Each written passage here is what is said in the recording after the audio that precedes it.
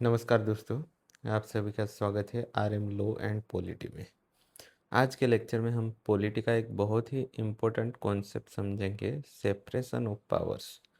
Simple language में separation of powers का मतलब है गवर्नमेंट की पावर को अलग अलग ऑर्गन्स में डिवाइड करना।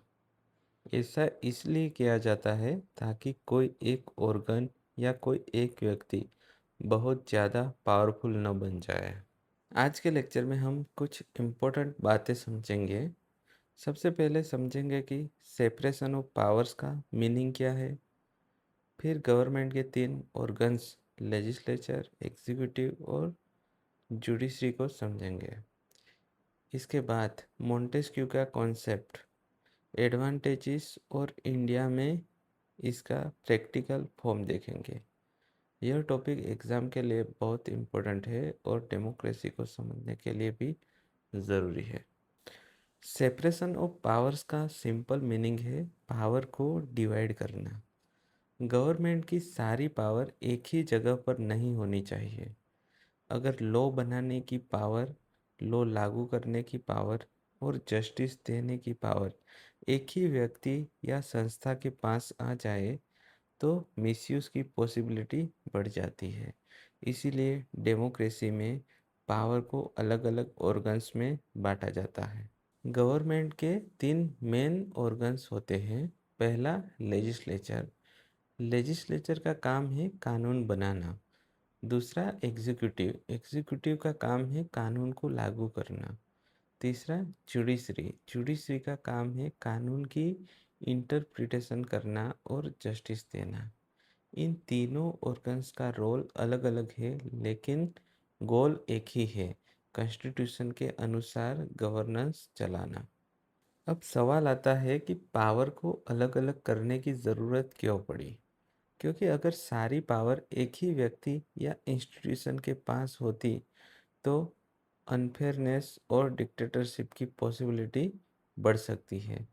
पावर पर कंट्रोल न हो तो पावर का मिसयूज़ हो सकता है। इसीलिए डेमोक्रेसी में पावर को डिवाइड करना और उस पर चेक रखना ज़रूरी है। यही सेपरेशन ऑफ पावर्स का बेसिक पर्पस है। इसे एक सिंपल स्कूल एग्जाम्पल से समझिए।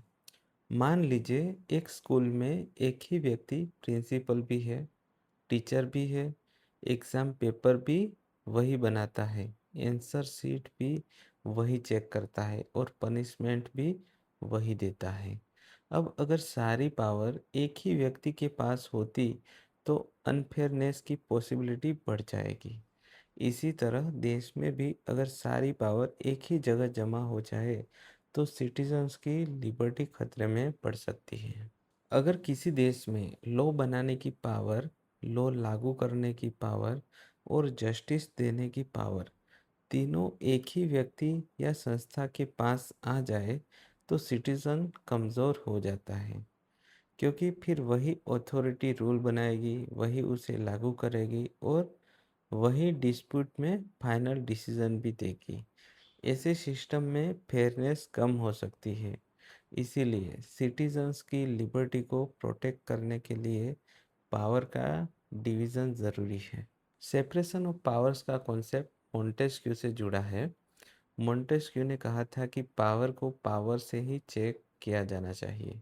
उनका इम्पोर्टेंट कोट है, it is necessary from the very nature of things that power should be a check to power. इसका सिंपल मीनिंग है कि पावर को कंट्रोल करने के लिए दूसरी पावर का होना ज़रूरी है, यानी कोई भी ब्रांच अनलिमिटेड पावर न रखे। सेपरेशन ऑफ पावर्स का पहला एडवांटेज है, यह सिविल लिबर्टी को प्रोटेक्ट करता है। अगर गवर्नमेंट की पावर लिमिटेड और डिवाइडेड होगी तो सिटीजन्स की फ्रीडम ज़्यादा सेफ रहेगी। कोई भी अथॉरिटी अपनी मनमानी आसानी से नहीं कर पाएगी। इसीलिए सेपरेशन ऑफ पावर्स डेमोक्रेसी में सिटीजन्स राइट्स और लिबर्टी की प्रोटेक्शन करता है। दूसरा एडवांटेज है, यह एब्यूज़ ऑफ पावर को रोकता है। पावर का मिसयूज़ तब ज़्यादा होता है जब पावर पर कोई कंट्रोल न हो। सेपरेशन ऑफ पावर्स कहता है कि हर ऑर्गन अपनी लिमिट में काम करे, लेजिस्लेचर लॉ बनाए, एग्जीक्यूटिव लॉ लागू करे और जुडिशरी जस्टिस दे। इससे एक ऑर्गन दूसरे की पावर पर कंट्रोल रखता है। तीसरा एडवांटेज है गवर्नेंस में एफिशिएंसी आती है। जिसका जो काम है वह उसी काम पर फोकस करता है।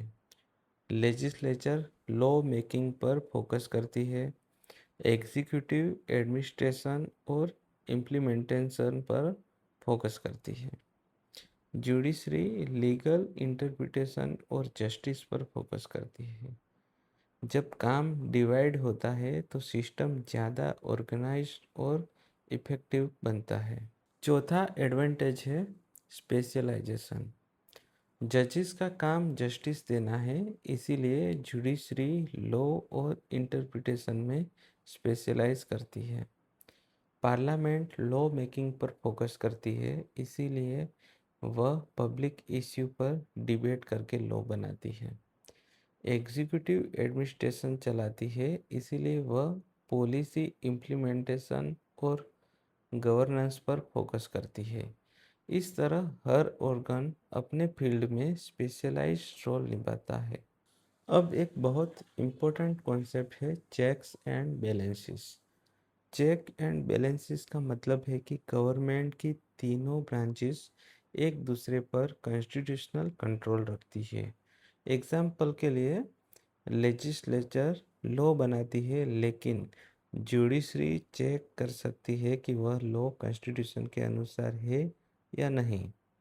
एग्जीक्यूटिव पॉलिसी इम्प्लीमेंट करती है, लेकिन लेजिस्लेचर क्वेश्चंस, डिबेट्स और नो कॉन्फिडेंस मोशन के माध्यम से एग्जीक्यूटिव को अकाउंटेबल बना सकती है। यही डेमोक्रेसी की सेफ्टी सिस्टम है। अब एक इम्पोर्टेंट बात समझिए, सेपरेशन ऑफ पावर्स का मतलब यह नहीं कि तीनों ऑर्गन्स एक दूसरे से पूरी तरह कटे हुए होंगे। कुछ कंट्रीज में स्ट्रिक्ट सेपरेशन होती है, जैसे यूएसए में। कुछ कंट्रीज में सॉफ्ट या फ्लेक्सिबल सेपरेशन होता है, जैसे इंडिया और यूके में। इसीलिए हर कंट्री में सेपरेशन ऑफ पावर्स का मॉडल सेम नहीं होता। इंडिया में प्योर सेपरेशन नहीं है। इंडिया में सेपरेशन के साथ चेक्स एंड बैलेंसेस से, क्योंकि इंडिया पार्लियामेंट्री सिस्टम फॉलो करता है। यहाँ प्राइम मिनिस्टर और काउंसिलिंग ऑफ मिनिस्टर्स पार्लियामेंट का हिस्सा भी होते हैं और एग्जीक्यूटिव भी चलाते हैं। इसीलिए इंडिया में पावर पूरी तरह अलग अलग नहीं है, बल्कि कंट्रोल्ड ओवरलैप है। इसे हम प्रैक्टिकल सेपरेशन कह सकते हैं। अब एग्ज़ाम पॉइंट ऑफ व्यू से क्विक रिकैप कर लेते हैं। सेपरेशन ऑफ पावर्स का कॉन्सेप्ट मोंटेस्क्यू से जुड़ा है। गवर्नमेंट के तीन ऑर्गन्स है, लेजिस्लेचर, एग्जीक्यूटिव और जुडिशरी। लेजिस्लेचर लॉ बनाती है, एग्जीक्यूटिव लॉ लागू करती है, जुडिशरी लॉ की इंटरप्रिटेशन करती है और जस्टिस देती है। सेपरेशन ऑफ पावर्स का पर्पस है लिबर्टी की प्रोटेक्शंस, एब्यूज ऑफ पावर को रोकना, एफिशिएंसी बढ़ाना और डेमोक्रेसी को सेफ रखना। तो दोस्तों, आज हमने समझा कि सेपरेशन ऑफ पावर्स डेमोक्रेसी के लिए क्यों ज़रूरी है। अगर आपको पॉलिटी सिंपल लैंग्वेज में समझनी है तो RM लॉ एंड पॉलिटी को सब्सक्राइब ज़रूर करें। वीडियो पसंद आए तो लाइक करें और अपने दोस्तों के साथ शेयर करें। धन्यवाद। जय हिंद।